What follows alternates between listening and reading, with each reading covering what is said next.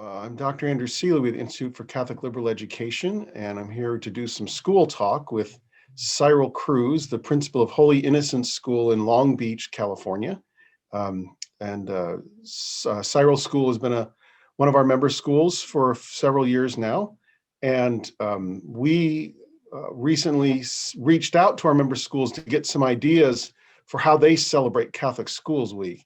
And we've been sharing those ideas in a document called Inspiration for Catholic Schools Week 2021, which you can find on our website, catholicliberaleducation.org. And I was really intrigued by some of the things Cyril told us about. First, I'll just start with your science fair. You have your first day, you do a science fair exhibition. So tell us a little bit about that. Particularly the pictures are really great that you sent. Yeah, so hello everyone, how are you? We have our traditional open house, but since this transition or this beautiful renewal, the activities that we do during our open house are a little bit different, and we definitely want to highlight the classical experiences that are happening at our school during that open house. So like our first science fair, we kind of changed the focus from a traditional science fair with the poster boards into kind of an invention fair, kind of. Mm-hmm. And the first year that we did it, our students created these amazing catapults, so ancient catapults and chariots, and we had chariot races during the day. I know it was raining too that day, and we are like, "Are we going to do it?" Yes, and the kids were like, "Yes, we have to." So we had chariot races. So they had to build pretty big. They had to build pretty big chariots that could actually carry people, right? Oh, absolutely! They were huge. They were huge, and in preparation for this, we have the children, and they build everything on their own. We tell their parents, yes, they can help. So the parents really get in on this. So it's a family affair. And all the parents come out. So that very first open house, we were packed. It was right after Mass. Wow. And we had so many families there. So they were highlighting their chariots, their catapults, and also ancient cranes. Wow. We didn't see that, but we did see that the catapults could throw watermelons. Is that right? Yes. Yes, and some not very far, some pretty far. So, but it was really great. And along with that, they have to do a presentation, right? So the verbal presentation part of that is like present about their invention and its history and things. Yes, so the history, how the ancient Greeks and the ancient Romans would build those inventions and mechanisms. And we grill them, and they have to present to faculty and staff. And so it's fantastic, and it really is a great challenge for them. And this is elementary school, right? Yes. Well, those are for our junior high students. Yes. Great. And then the other thing that really struck me was Professional Day. So tell us about Professional Day. Yes. So on Professional Day, our goal is to highlight our teachers. But we do a little bit of a flip-flop role in that sense. So our students take on the role as the teacher. And their challenge is number one, to meet with their teacher, to find out a lesson that they can teach to the rest of their peers. So we divide our students between all the grades. So our junior high students are the ones that teach, but they get divided between TK through 8th grade. And they have to lesson plan. They have to prepare the lesson. They have to prepare the materials. They also have to dress professionally. They get evaluated. So some of the students who are not teachers, they also take on the role of the principal, the assistant principal, our secretary, our janitor. So it's a beautiful day of service, and it's a great realization for some of our scholars. And they see how difficult it is to be a teacher, but also how joyful it is. So tell us, what kinds of lessons did they do? Yeah, so this last year, we really wanted to challenge them. Before, we used to just have them do like arts and crafts activities or maybe a PE lesson. This last year, we really wanted to focus on the core.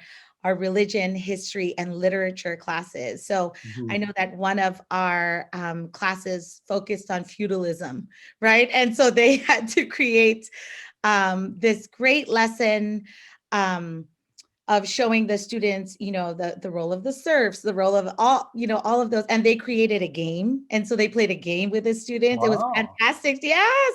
And Yeah. that was the students, Mhm. so they went out on the playground and they went to battle and they were conquering each other. So that was a really great lesson. I know in 5th grade they did oh my goodness, what was their lesson? I think it was a math lesson on um oh, I apologize. That's It okay. was the 1, 1, 2, 3. Oh my goodness, what is the name of that? Fibonacci Yes, sequence. yes, Okay, the that's Fibonacci Sullivan's sequence. favorite mimetic example is from the Fibonacci sequence. So Yes, yes. So um just amazing things, and to see the kids rise to that challenge. They have a lot of questions, and there are some students that maybe don't really take it that seriously, yeah, and they're well, very, that's the way it always is. oh yeah, and they're thrown into the fire, right? Especially when they're in front of their peers, right? Like Yeah, that. And there's there are and really there consequences for being lazy there, aren't there? yes, absolutely, and they learn it quick, and so but they get a lot of joy with that. And then afterwards we meet together and we discuss, what was difficult, what did you really enjoy, what could you have done better. So they get the full experience of Mhm. being a teacher. So how much prep time do they have for this? When do they start preparing their lessons with the teachers? They usually have about 3 weeks or so, like right in the beginning of January when they come back from break. They get their assignments and Mhm. then they have that month to prepare. Yeah. Which is great because they have to do the history and the research behind it. The teachers don't like the teachers guide them through it, Mhm. but don't tell them like what to do. So Mhm. there's the creativity comes Great. Yeah. um, into the Yeah, it's lesson. amazing what the kids can do when you challenge them, huh? And let them get some of their creative juices going on those sorts of things. Oh yes, and it's beautiful, and to really see their in class interactions with the younger children. Mhm. It's so loving and it's Oh yeah. so they Yeah. become very patient all of a sudden, That's great. these beautiful virtues come out Yeah. of them. And I think they find a sense of pride and joy within them, especially afterwards, right? They see the faces of the little ones, especially like the TK and the kinder in the first grade. Yeah. It's Great. beautiful. Yeah, that's one of the really neat things about having a smaller student body as a whole is the age groups interact more completely, I think. Yes, and it's very natural for them, and we do have a huge population with big families, right, with multiple kids. Mhm. And it's beautiful to see just how they take on that role. And even the kids who don't have any siblings, right? Like how do you adjust to that, or Mhm. how they ask for help, how they rise up to be like the big brother or sister, Yeah, in that case. So it's beautiful. yeah, that's great. Okay, last question. What's one thing you really love about being at Holy Innocents School? Oh, I think one of the greatest things I love about being at Holy Innocent School is the joy that is at our school, from our scholars to our teachers to our families to our pastor.